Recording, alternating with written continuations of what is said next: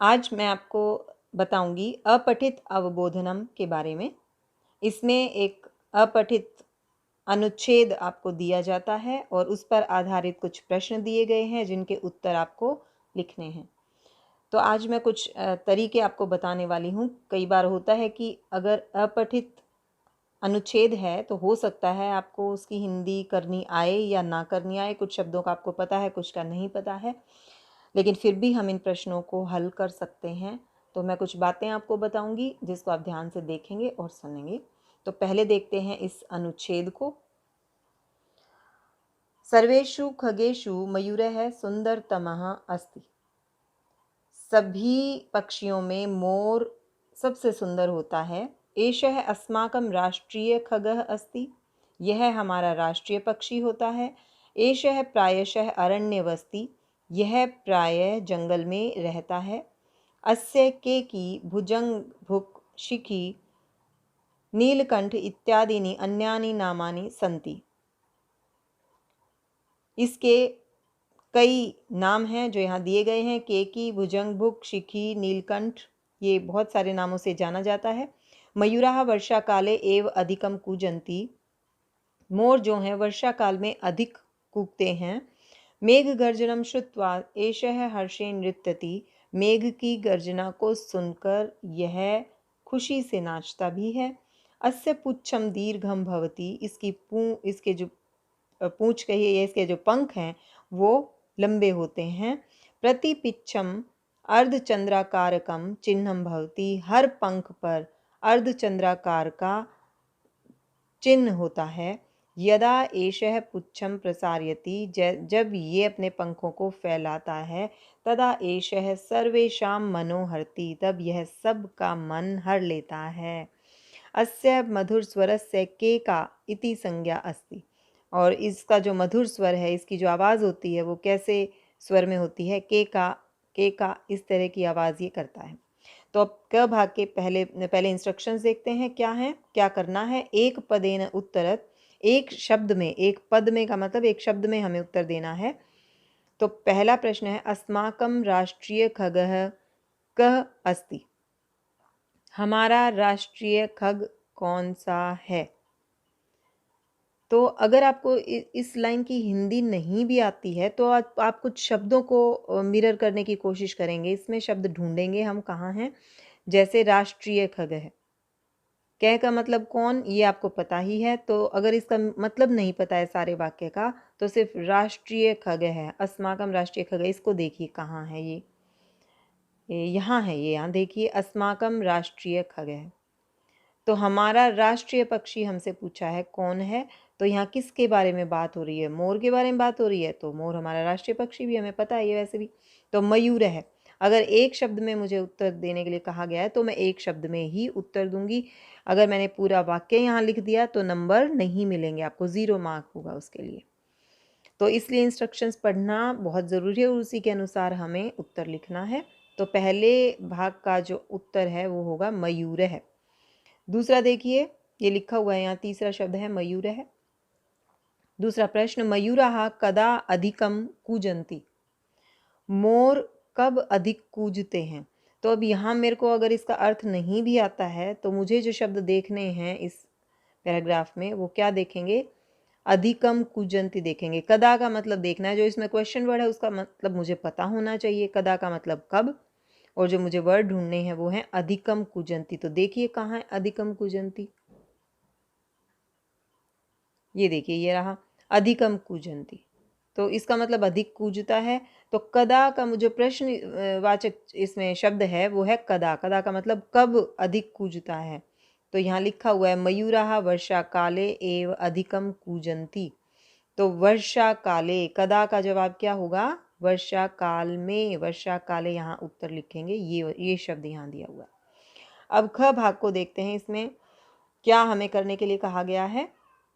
पूर्ण वाक्येन उत्तरत, पूर्ण वाक्य में उत्तर दीजिए। तो यानी इन ख के जो दोनों भाग हैं इसका उत्तर हमें पूर्ण वाक्य में देना है। इसको एक शब्द में आंसर करेंगे तो नंबर नहीं मिलेंगे, पूरा वाक्य लिखेंगे तो ही नंबर आपको मिलेगा। तो पहला प्रश्न है मयूरस्य अन्यानि, इसमें जो ये न लिखा हुआ है एक बार और नामानी के बाद फिर न लिखा हुआ है, ये प्रिंट में गड़बड़ है, तो इसको काट देंगे आप। मयूरस्य अन्यानि नामानि कानि सन्ति, अन्यानि नामानि, ये शब्द हम ढूंढेंगे इसमें, मीनिंग अगर आपको नहीं भी पता है। कानी प्रश्नवाचक शब्द है तो इसका मतलब मुझे पता होना चाहिए। कानी का मतलब कौन से हैं, अन्य नाम कौन से हैं मोर के, तो ये हमने पढ़ा था। केकी, भुजंगभुक, शिखी, नीलकंठ इत्यादि अन्यानि नामानि सन्ति। अन्यानि नामानि भी आ गया यहीं पे इसी वाक्य में, और पूरे वाक्य में मुझे उत्तर देना है तो मैं ये पूरा वाक्य लिख दूंगी। अस्य की जगह मैं यहाँ जो मेरे प्रश्न में शब्द दिया गया है मयूरस्य, मैं यही लिखूंगी। मयूरस्य केकी, भुजंगभुक, शिखी, नीलकंठ इत्यादीनि अन्यानि नामानि सन्ति, ये वाक्य हम लिखेंगे यहाँ इसके उत्तर में। ख का दूसरा भाग देखिए, अस्य पुच्छम कीदृशम भवति, इसके पंख कैसे होते हैं। तो जो मुझे शब्द देखना है वो पुच्छम को ढूंढना है, और कीदृशम ये है प्रश्नवाचक शब्द जिसका अर्थ मुझे पता होना चाहिए, जिसका आंसर मैं ढूंढूंगी। कीदृशम का मतलब होता है कैसा, तो इसका जो पंख है वो कैसा होता है। तो देखिए पुच्छम कहाँ है, पुच्छम शब्द मुझे ढूंढना, ये रहा। अस्य पुच्छम दीर्घम भवति, तो कैसा होता है, दीर्घ, लंबा होता है, बड़ा होता है। तो इसका उत्तर हम क्या लिखेंगे, अस्य पुच्छम दीर्घम भवति, ये पूरा वाक्य लिखेंगे, ये इसका उत्तर होगा। अब ग भाग को देखिए, क्या हमें कहा गया है करने के लिए, यथा निर्देश उत्तरत, निर्देश के अनुसार, कहे अनुसार उत्तर दीजिए। मतलब जैसा आपको कहा गया, इसमें हमें दिख रहा है बॉक्स दिए हुए हैं और इसमें टिक करना है हमें, तो जो सही है उस पर सही का निशान लगाना है। पहला भाग देखते हैं, यदा एषः पुच्छम प्रसारयति, ये संस्कृत वाक्य आपको दिया गया है, कोमाज ने दिया गया है कि जो ये इस कोमाज के अंदर वाक्य कहा गया है। अत्र किम अव्यय पदम, यहाँ पर क्या अव्यय शब्द है, मुझे पता होना चाहिए कि अव्यय शब्द कौन से होते हैं, जो अपना रूप नहीं बदलते हैं, जो हमेशा हम उनको बुक में एक ही रूप में पढ़ते हैं, उसका रूप नहीं बदलता है, वचन के अनुसार नहीं, लिंग के अनुसार नहीं, और विभक्ति चिन्हों में भी नहीं आता वो। तो यदा जो शब्द है ये अव्यय शब्द है, इसका रूप कभी नहीं बदलता, ये आपको यदा ही दिखेगा। तो यदा के सामने वाले बॉक्स में सही का निशान लगा दीजिए। सेकंड देखिए, एषः प्रायशः अरण्ये वसति, यह प्राय वन में रहता है। तो इस वाक्य में से अब क्या कहा गया हमें, अत्र वने पदस्य किम पर्याय पदम प्रयुक्तम, जो वने शब्द दिया गया है, मतलब वने जो शब्द है उस पद के क्या पर्याय पद यहाँ दिया गया है इस वाक्य में।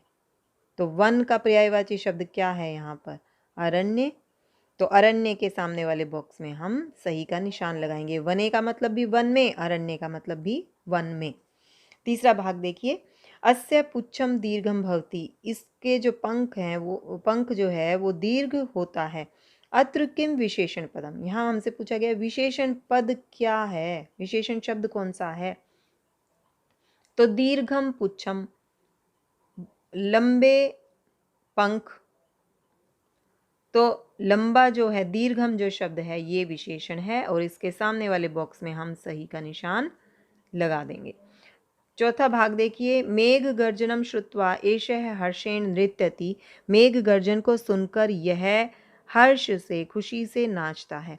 अत्र किम क्रियापदम, यहाँ क्या क्रिया शब्द है। तो यहाँ क्रिया शब्द हमें बताना है कौन सा है, नृत्यति। तो नृत्यति जहाँ आपको नजर आए उस बॉक्स में सही का निशान लगा दीजिए। तो इस कभी भी इस अपठित अवबोधन को करना मुश्किल नहीं है, आपको चाहे इस पैराग्राफ का अर्थ नहीं भी करना आए पूरी तरीके से, लेकिन कुछ शब्दों को क्वेश्चन जहाँ दिया गया है उससे कुछ शब्दों को लेके और जो प्रश्नवाचक शब्द है उसका अर्थ करके भी हम उत्तर दे सकते हैं, उसको ढूंढ सकते हैं। तो बिल्कुल मुश्किल नहीं है। तो इसमें जो पहली बात ध्यान रखनी है कि जो इसमें निर्देश दिया गया है, जो इंस्ट्रक्शंस दी गई हैं, उसको ध्यान से पढ़ना ज़रूरी है कि आपसे एक पद में आंसर पूछा गया है या एक वाक्य में पूछा गया है, या निर्देश के अनुसार सही गलत का निशान लगाना है आपको। तो ये सबसे ज़्यादा ज़रूरी है। और दूसरा मैंने आपको बताया है कि अगर पूरे वाक्य की हिंदी नहीं करनी आए तो क्वेश्चन है उसके जो शब्द हैं उनको आप मिरर कर सकते हैं, वो एज़ इट इज़ इसमें ढूँढिए और जो प्रश्नवाचक शब्द है उसके अर्थ के अनुसार उसका आंसर वहाँ से आप दे दीजिए।